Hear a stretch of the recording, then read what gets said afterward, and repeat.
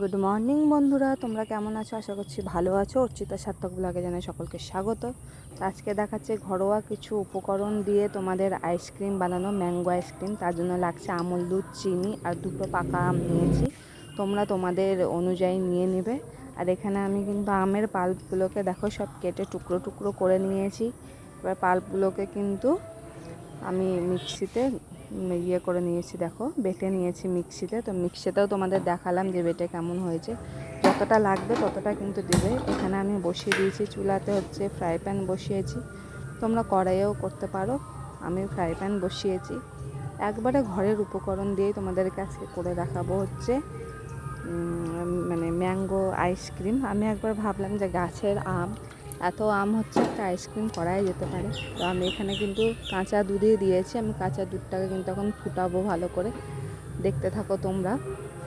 তো এখানে দেখছো আমি কিন্তু আঁচটা একটু বাড়িয়ে দিয়েছি। যখন দুধটা ফুটে আসবে তখন কিন্তু আমি কমিয়ে দিব। আমি ভাবলাম 500 মতো দুধ লেগে যাবে, কিন্তু 500 দুধ আমি গোটা দিইনি, 1 কাপ মতো কিন্তু আছে। আর দেখছো খুন্তিতে করে কি একটা চলে এসেছিলো, তাই আমি ফেলে দিলাম। যে দেখো দুধটা কিন্তু ফুটে এসছে।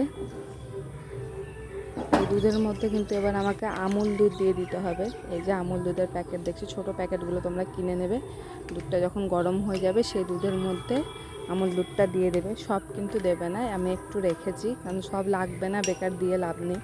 তো দেখতেই পাচ্ছ আমি এখন দুধটাকে কিন্তু ভালো করে মিক্সড করে নিচ্ছি। মানে গরুর দুধের সাথে আর আমুল দুধটা কিন্তু ভালো করে মিক্সড করে নিয়ে আমি সেটাকে এর মধ্যে দিয়ে দিলাম। তা আগের থেকে একটু কিন্তু আমার দুধটা গাঢ় হয়ে এসেছে। এর মধ্যে কিন্তু এবার আমি দিয়ে দিতে হবে চিনি। তো একটু নেড়ে নিই দুধটাকে, দিয়ে আমি চিনি নিয়ে নেব। গোটাগুলো যেন না থাকে, কিন্তু এখানে দেখছি একটা গোটা কিন্তু পড়ে গিয়েছে। তো যাই হোক সেটাকে আমি গলিয়ে দেবো, খুন্তি দিয়ে চেপে গলিয়ে দেবো। তো এটা চিনি দিলাম। তোমরা কিন্তু তোমাদের স্বাদ অনুযায়ী চিনি দিবে। যেমন ধরো আম মিষ্টি হবে সেরকম চিনি লাগবে। যদি আম খুব মিষ্টি হয় তাহলে অল্প চিনি দেবে, যদি আম বেশি মিষ্টি হয়, যদি আম কম মিষ্টি হয় তাহলে তোমরা বেশি চিনি দেবে।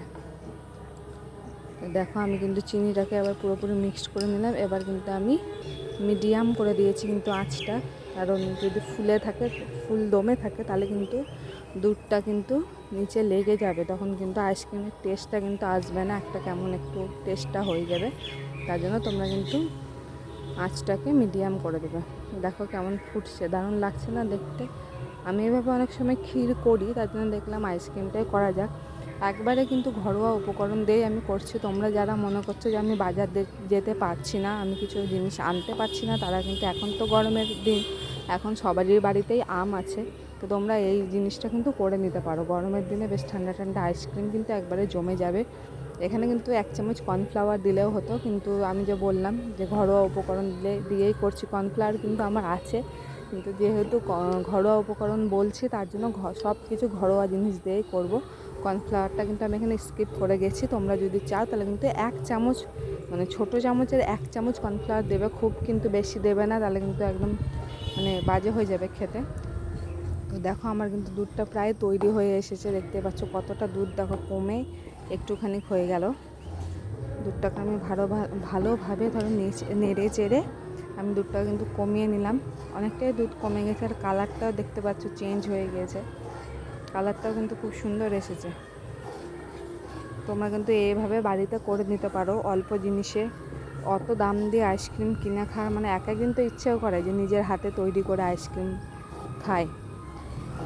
আমার কাছে কিন্তু আইসক্রিমের স্টিকটা নেই, তো আমি কিন্তু আমাদের যে কাপে আমরা চা খাই সেই কাপে, মানে যার যার কাপ তার কাপেই আমি কিন্তু আইসক্রিমটা বসাবো। আমি ভেবেছিলাম দোকান থেকে যেই চায়ের কাপগুলো কিনতে পাওয়া যায় সেগুলো আনাবো, কিন্তু সেগুলো আর আনাইনি। আমি একদম যার যার কাপ তার কাপেই বসাই। আইসক্রিমের স্টিকটা আমার নেওয়া হয়নি, একটা নিতে হবে, কারণ এর আগে ভাবিনি যে আইসক্রিম বানাবো। এত গরম পড়ে গেছে না, আইসক্রিম বানিয়েই ফেললাম। কিন্তু আমের দেখো আমি পাল্পটা কিন্তু সব দিইনি, একটু কিন্তু রেখে দিলাম, কারণ অতটা লাগবে না। সব যদি দিয়ে দিই তাহলে কিন্তু দুধের ফ্লেভারটা কিন্তু পাওয়া যাবে না, শুধু আম লাগবে খেতে। তার মধ্যে ভালোভাবে দেখো মিক্সড করে নিচ্ছি। দেখতে পাচ্ছ দুটো একটা আমি মিক্সিতে বেটেছি, আমি কিন্তু গোটা থেকে গেছে, আমি কিন্তু সেগুলোকে তুলে ফেলবো। তুলে না, তোমরা যদি চাও তুলে নাও ফেলতে পারো, কারণ অনেক সময় গার্নিশিংয়ের জন্য না উপর থেকে তোমরা আমের কুচি ছোটো ছোটো করে কেটে কিন্তু দিয়ে দিতে পারো আইসক্রিমের মধ্যে, তাহলে তাতেও কিন্তু ফ্লেভারটা খুব সুন্দর আসবে, আমটা মুখে পড়বে। কিন্তু আমি তুলে ফেললাম কারণ আমি ওই রকমভাবে করবো না। তো দেখো আমি কিন্তু কাপে কাপে ঢেলে দিচ্ছি, একদম ঘরোয়া উপকরণ। তোমরা বাজার থেকে কিছু আনতে যেতে হবে না, তোমাদের যে চায়ের কাপ আছে, চা খাও সেই কাপেই কিন্তু তোমাদের আইসক্রিম জমানো হয়ে যাবে। তো দেখো 5 কাপ করব। একটা আইসক্রিমের আমার কোটো আছে, আমি দুপুরবেলার আইসক্রিমটা আনিয়ে বাটিতে ঢেলে খেয়েছিলাম, তো কোটোটা আমি ধুয়ে রেখে দিয়েছি।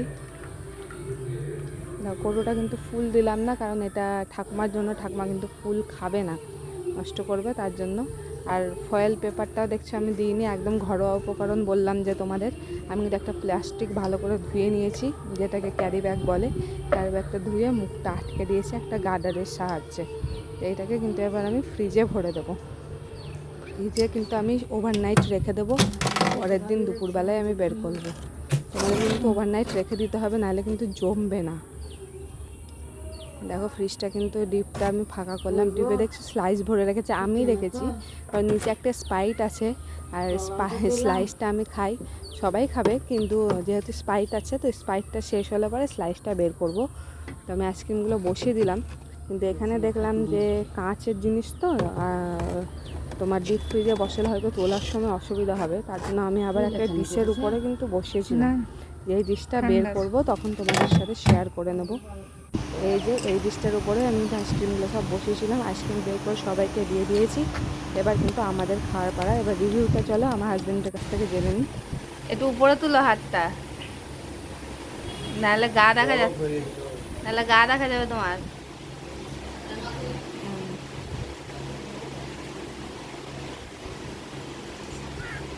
খুব সুন্দর হয়েছে।